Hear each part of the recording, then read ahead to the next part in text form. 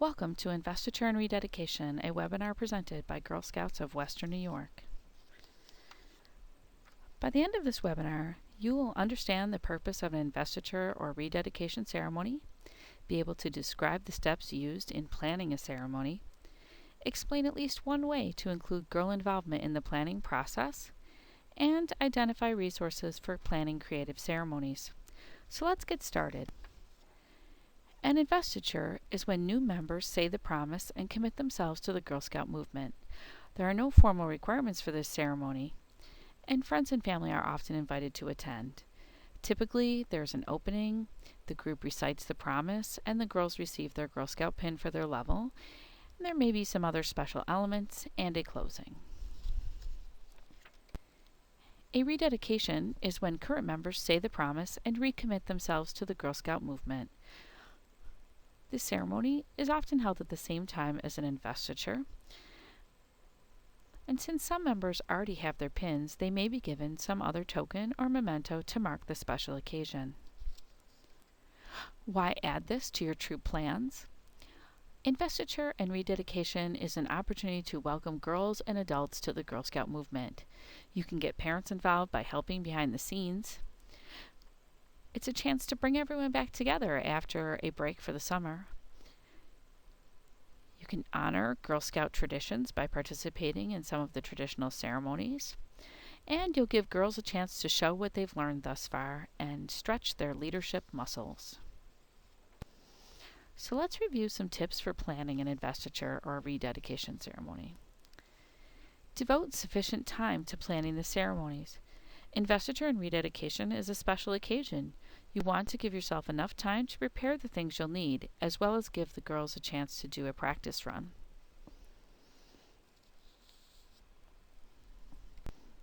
Use the Journey Adult Guides and the Girl's Guide to Girl Scouting to help you plan. If you are currently working on a journey, you will find some ideas in the adult guides to help you with the ceremony. There are other resources that can help you too, including Let's Celebrate. Available for review at your local service center, this publication from GSWNY gives ideas on investiture and rededication as well as other special ceremonies. For Brownie troops, the Girl's Guide to Girl Scouting includes the Brownie story, which is part of the traditional Brownie investiture celebration.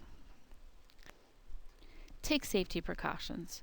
Instruct the girls on the safe use of potentially hazardous elements such as using candles or fires, or when the girls construct bridges or platforms. Refer to Volunteer Essentials and the Safety Activity Checkpoints for advice. And while you won't find a specific safety activity checkpoint for using candles, you'll want to think broadly about what you're going to be doing during your ceremony and check for those topics.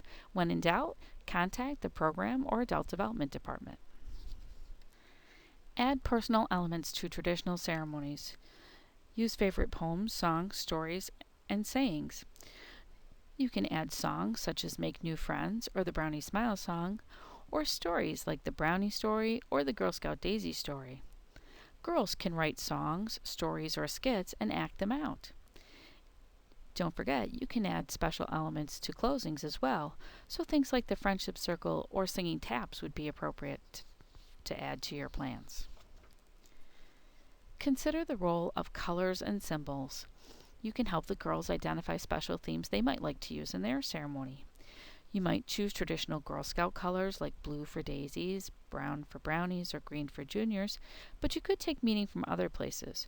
Perhaps you talk about how the promise and law are precious gemstones in our Girl Scout treasure chest, and you decide to go with colors such as emerald, ruby, or sapphire.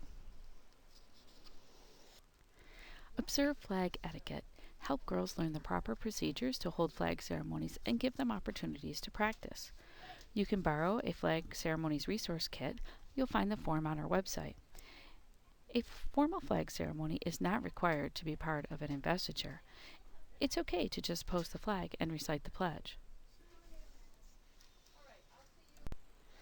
So how can you get the girls involved in the planning? Remember that when you use the 3 processes, you're helping the girls build the leadership skills.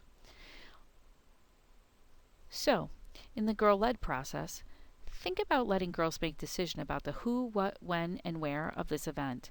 Help the girls to make group decisions about whether to offer refreshments, choosing songs or poems to be included, or displaying some of their work. Use the cooperative learning process by encouraging the girls to work together to create the materials needed for the ceremony. These could be things such as invitations, banners, drawings, or signs, any other special elements they want to include. And you can use the learning by doing process. Allow girls to fill key roles by bringing snacks to share, helping with setup, welcoming guests, leading parts of the ceremony, serving snacks, and helping with cleanup. When working with girls at the Daisy or Brownie level, you might find that you need to decide most of the logistics, but you can help them take the lead in some important ways. Now that you've mapped out the details, what's next? Once you know when and where the ceremony will be and what support you will need, be sure to share that information with troop parents so everyone is prepared and feels welcomed. If you have creative parents, this is an opportunity to let their skills shine. They can help with some of the fancy elements or tokens for the girls that might be a surprise. It's important to remember that the ceremony belongs to the girls. They can and should plan and run as much of the event as possible. And while you may want it to be perfect, try to enjoy the moments and let the girls share their creativity and work together to have a successful event. How about some ideas to get your creative juices flowing? An internet search on Google for Girl Scout investiture ceremonies will have a lot of options to come up. Just keep in mind that you can blend ceremonies together to make it work for your group. For example, have a ceremony with 12 candles, but only have 10 girls. Invite special adults, leaders, or parent helpers to also light candles, or combine speaking parts.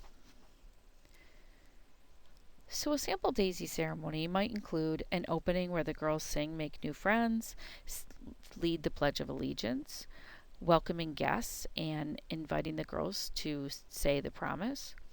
The girls could work together to also present a short poem or story. And then the leader will present the girls with pins, certificates, petals and patches, other things that they've earned to this point that they haven't received yet. And then include a closing where everyone can stand together and do the friendship squeeze. A simple ceremony like that is definitely something the girls can plan and will be very special to everyone who attends.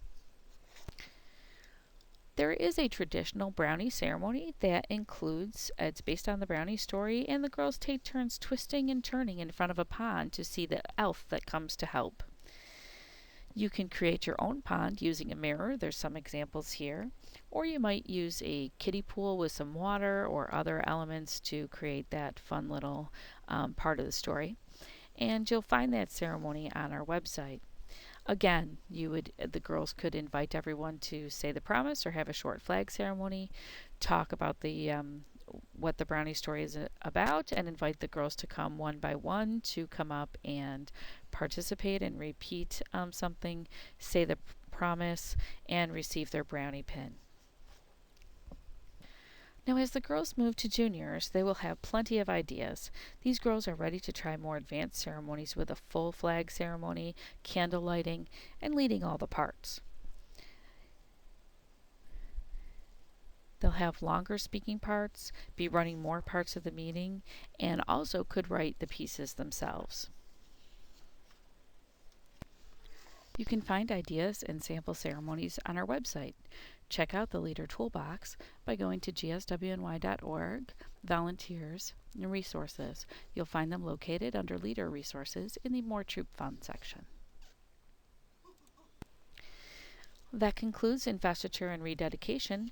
If you need any assistance, please feel free to contact the Program Department or a member of the Adult Development Department. Thank you for joining us.